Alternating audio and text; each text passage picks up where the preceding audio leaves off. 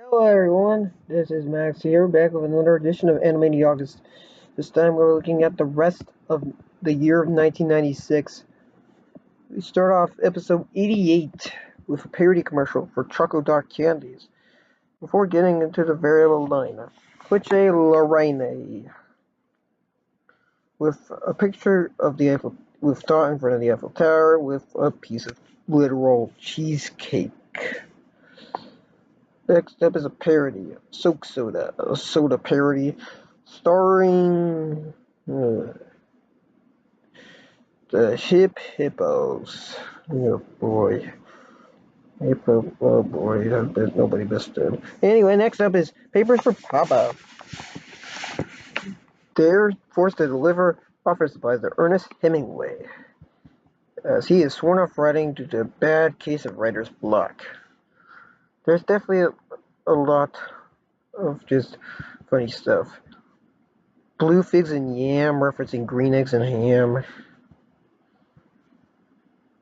And and of course, my favorite moment from this cartoon is the countdown to a lame joke, which is a joke about how the plane gets out of gas. This is actually a reference to the classic Bugs Bunny short, Falling Hair. Pinky and the Brain also appear in this cartoon as tourists, as Brain is wearing his outfit from the spin-off series pilot episode, The Daddy's Mouse.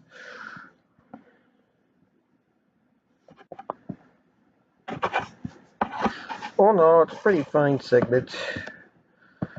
Although, you could definitely tell that the writers were starting to lose a lot of their luster by this point. Next up, we get to another parody commercial, Working Out. A parody of workout commercials featuring one of the Hip Hippos. And of course, we get to Amazing Gladiators, starring the Hip Hippos, as they make their grand return, and they compete in American Gladiators competition. Yeah, it's a Hip Hippos cartoon, what do you expect? Next up is Pinky and the Ralph. This is a parody of Pinky and the Brain. A fake parody ad saying, coming soon to Kids WB is Pinky and the Ralph, and neither of them, and since there's no brain instead of Ralph, the guard, Pete and Ralph have no idea what to do. They just keep repeating, I don't know, what do you want to do tonight? Over and over. Next up is episode 89. With a variable line, Lake Champlain. We get to 10 short films about Wacka Warner. And this is around the time when cartoonists really wanted to put a bunch of small short segments into a single episode. It's no coincidence that it came out the same year as 22 short films about Springfield. This is 11 plus. Little Steven volunteers him. Wacko plays golf, alone time, made dinner with Wacko, rehearsing, staring at the camera, big duet, dollar store, and that's enough of that.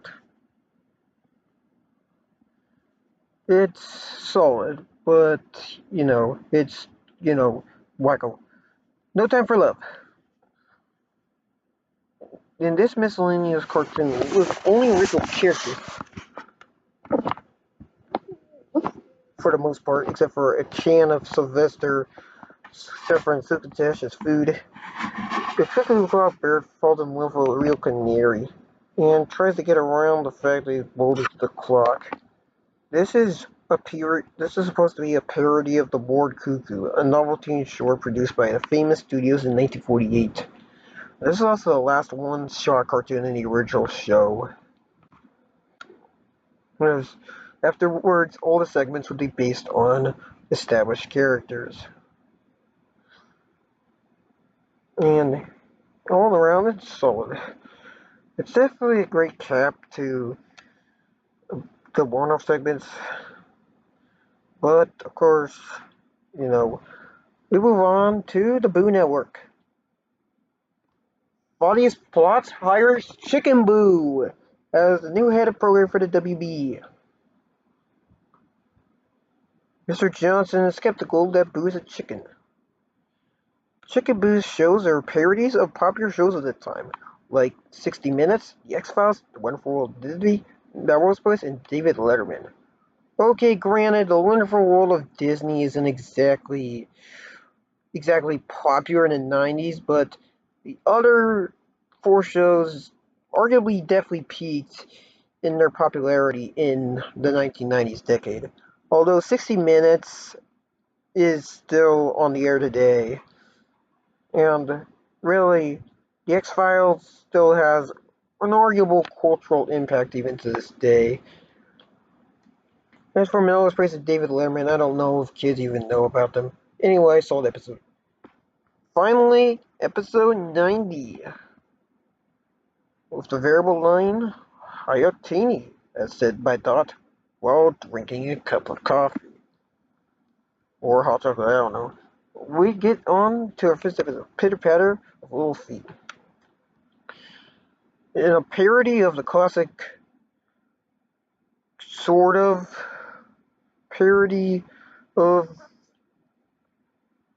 Ape, the Apes of Wrath from Looney Tunes, they received their new baby. But instead of being Bugs Bunny,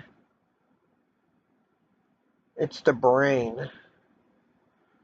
Yeah, the Hip Hippos are terrible characters. I don't even know that how it's really just, but you know, it's clever. It's a clever parody. Uh, mm-hmm. Minnie and Wonderland. Minnie and Buns fall down the rabbit hole to enter this Alice in Wonderland spoof.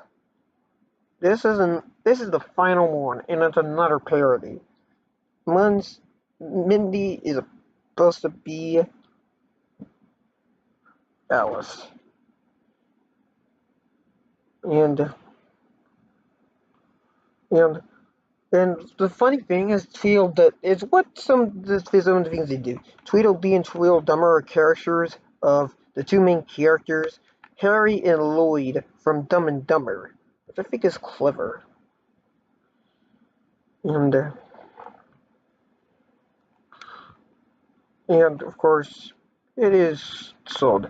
They definitely, by the end of this, they've actually learned how to make Buns and Mindy, you know, make good cartoons. And all they had to do was just simply parody other things.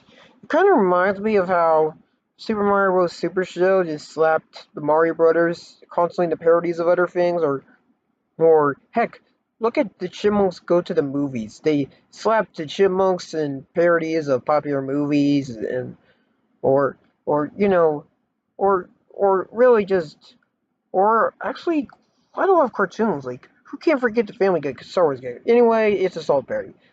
Ralph's Wedding. We end this episode with Ralph T. Collard, a character who's actually gotten a lot of prominence as of late.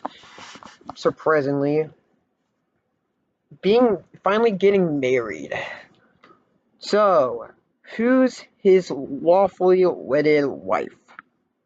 He's a chicken, I tell you. Yep, Chicken Boo. Basically, Chicken Boo's back, and wouldn't you believe it? This wouldn't be Chicken Boo's last cartoon, and that's either a good thing or a bad thing, depending on who you are. Honestly, I'm pretty fine with the Chicken Boo cartoons. They're definitely formulaic, but they could definitely do a lot. But the formula is definitely, definitely do a lot of the formula.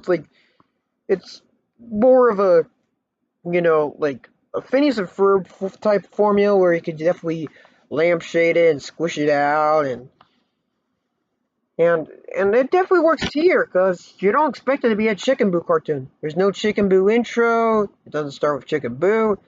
It just pans to the camera to reveal that Chicken Boo is Ralph's wife.